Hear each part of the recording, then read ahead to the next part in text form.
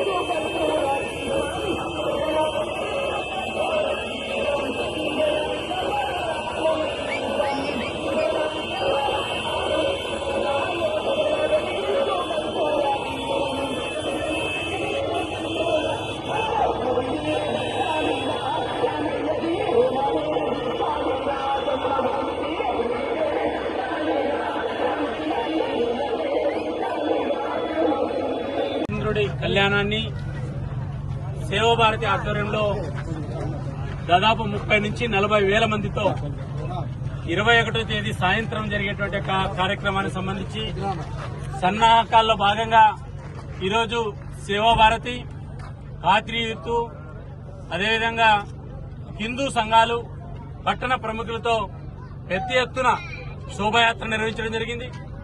ఈ శోభాయాత్రలో అనేక మంది యువకులు హనుమాన్ నామస్మరణతోటి పురవీధుల గుండా పెద్ద ఎత్తున విజయవంతం చేయడం జరిగింది.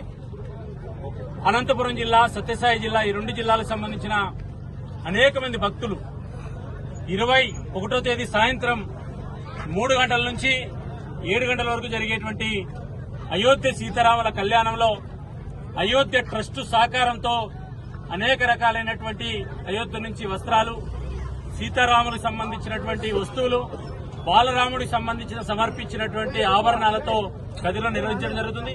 వాటి భక్తులందరూ కూడా పాల్గొని 21వ తేదీన శ్రీ చాగంటి కోటేశ్వరరావు గారు ఏదైతే బ్రహ్మశ్రీ అనేక మందికి ఆదర్శ పురుషులు ఉన్నారో స్వామీజీ కూడా రావడం జరుగుతుంది.